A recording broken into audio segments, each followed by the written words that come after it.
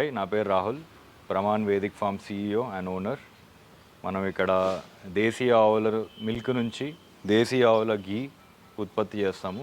This is our number 1 product. నేను ఈ field ఎందుకు ఎంచుకున్నా అంటే I'm into health and wellness. అందరూ ఆనందంగా ఉండాలి, ఆరోగ్యంగా ఉండాలి.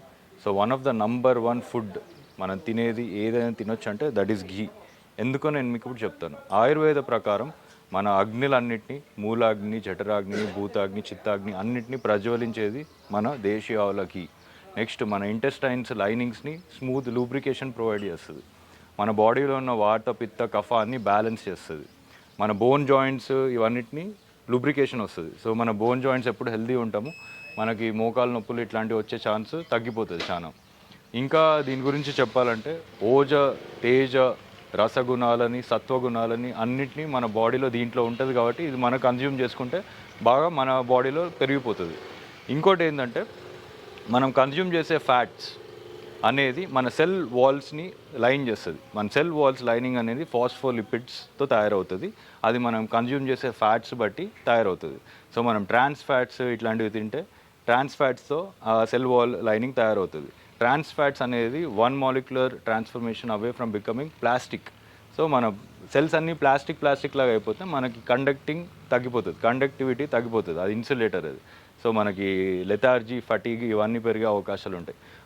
ఇంకో సైడ్లో చూసుకుంటే మనకి ఘీ అనేది number 1 fat in the world. మీకు ఇంకా దీనికంటే బెటర్ ఫ్యాట్ తెలిసే let us know in comments. But నా ప్రకారం అయితే number 1 fat in the whole world is దేశీయ ఆవుల నెయ్యి. దీంట్లో ఇంకా మన ఆవు ఊబ్రం నుంచి ప్రాణశక్తి తీసుకొని కూడా ఈ పాలలోకి పంపిస్తుంది కాబట్టి ఈ ఘీలో ఆ ప్రాణశక్తి కూడా ఉంటుంది. ఇంకో వెరీ ఇంట్రెస్టింగ్ ఫ్యాక్ట్ అబౌట్ ఘీ ఏంటంటే ఎంత ఏజింగ్ చేస్తే అంత ఓజగుణాలు పెరుగుతాయి ఘీలో. సో ఘీకి యాక్చువల్గా ఎక్స్పిరేషన్ డేట్ ఉండదు. ఎక్స్పిరేషన్ డేట్ ఉన్న ఘీ అంటే దాంట్లో ఏదో కలిపి ఉండొచ్చు, కాకపోతే కొంచెం టేస్ట్ మారచ్చు, మనకి అట్లా కూడా పెట్టుకోవచ్చు. కాకపోతే మన ఆయుర్వేద ప్రకారం అయితే 10-year-old ఏజ్డ్ ఘీ, 100-year-old ఏజ్డ్ ఘీ, ఈవెన్ 1000-year-old ఏజ్డ్ ఘీ కూడా మనం తయారు చేయడం మన ఈ దేశంలో జరిగినవి. ఓకే సార్, మీ దగ్గర అంటే ఎన్ని పాలు అవుతాయి? ఈ ఘీ కోసం మీరు ఎన్ని పాలు తీస్తున్నారు?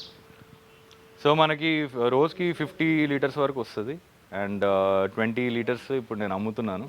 సో మిగతా 30 లీటర్స్ నేను పెరుగు చేస్తాను. సో 30 లీటర్స్ పెరుగు మనం చిలుకితే దాని నుంచి 1 to 1.1 లీటర్ వరకు వెన్న వచ్చే అవకాశం, 1.2 లీటర్స్ వరకు కూడా వచ్చే అవకాశం ఉంటుంది. It depends on the feed. మనం మంచి ఫీడ్, కాస్ట్లీ ఫీడ్ వేస్తే అది మనకి ఎకనామికలీ అన్వయబుల్. ఆవులకు అంత బెనిఫిట్ కూడా ఉండదు. సో మనము ఆవులకి హెల్త్ పరంగా వేసుకున్న ఫీడ్తో అయితే మనకు 4 to 4.5% ఫ్యాట్ వస్తుంది మిల్క్లో. So about 28 litres to 32 litres వరకు మనకి మిల్క్ పడుతుంది to make 1 litre of ghee. Okay sir, అంటే మీరు ఒకటి చెప్పారు ఇందాక, అంటే మీరు ఒక 2 days దాన్ని వెయిట్ చేసి అన్నారు, అంటే మనం వెన్న తీసిన తర్వాత అట్లా ఎందుకంటారు? సో మనము ఆయుర్వేదం ప్రకారము క్రీమ్ సెపరేషన్ చేసి క్రీమ్ తీసి దాన్ని కాగబెట్టి ఘీ తయారు చేస్తే దట్ ఈజ్ నాట్ ఘీ. ఇప్పుడు మీరు అమూల్ కానీ వేరే వాళ్ళు కానీ అట్లనే చేస్తారు. మన ఆయుర్వేద ప్రకారము ఘీని పెరుగు చేసే దాన్ని వెన్న చిలికి చేస్తాము. ఎందుకు చేస్తామంటే పెరుగులో మనకు కల్చర్ ఫామ్ అవుతుంది. బ్యాక్టీరియా అనేది కొంచెం తోడేస్తే ఇంత రీప్రొడ్యూస్ అయ్యి ఆ బ్యాక్టీరియా ఫుడ్ తిన్నాక మెటాబోలైట్స్ అనేది రిలీజ్ చేస్తాయి. సో ఈ మెటాబోలైట్స్లో ఉన్న పోషకాలు అవన్నీ మనకు చాలా హెల్దీ. సో మనము ఆ పోషకాలు అన్నీ ఉన్న పెరుగుని చిలికితే వెన్నలో కూడా ఆ బ్యాక్టీరియా ఉంటుంది. సో ఆ వెన్న కూడా ఒక 1 to 2 days ఏజింగ్ చేస్తాం. ఏజింగ్ చేస్తే అది చాలా ఇంకా ఆ కల్చర్ అనేది ఇంకా డెవలప్ అవుతుంది, మెటాబోలైట్స్ అనేది ఇంకా పెరుగుతాయి. దాని తర్వాత మనం దాన్ని కాస్తాం. అవి కాసినప్పుడు బ్యాక్టీరియా అన్నీ చనిపోతాయి, కానీ ఆ గుణాలన్నీ, వైటమిన్స్, మినరల్స్ అది ఇంకా ఉంటుంది నెయ్యిలో. ఇప్పుడు ప్రజెంట్ మీ దగ్గర అంటే ఎంత ఘీ అందుబాటులో ఉంటుంది? మీరు మామూలుగా ఏ రేట్లో ఇస్తుంటారు? ఎందుకు రేట్ A2 మిల్క్ నుంచి వచ్చిన ఘీ అయితే రేట్ ఎక్కువగా ఉందని చెప్తారు, అంటే అది కూడా ఒకటి చెప్పండి. సో మనకి 30 లీటర్స్ నుంచి 1 లీటర్ ఘీ వస్తుంది కాబట్టి దీని కాస్ట్ ఎక్స్పెన్సివ్ ఉంటుంది. అండ్ మనం దీన్ని పాలని కాగబెడతాము, కర్డ్ చేస్తాము, కర్డ్ని చిలికి వెన్న చేస్తాము, వెన్నని మళ్ళీ కాగబెట్టాలి, and I need labour charges. So ఇవన్నీ కలిపి మనకి నా ప్రొడక్షన్ కాస్ట్ అరౌండ్ 2800 వరకు అవుతుంది. So I'm selling this ghee at 4,000 rupees per liter and 2,000 rupees per half liter.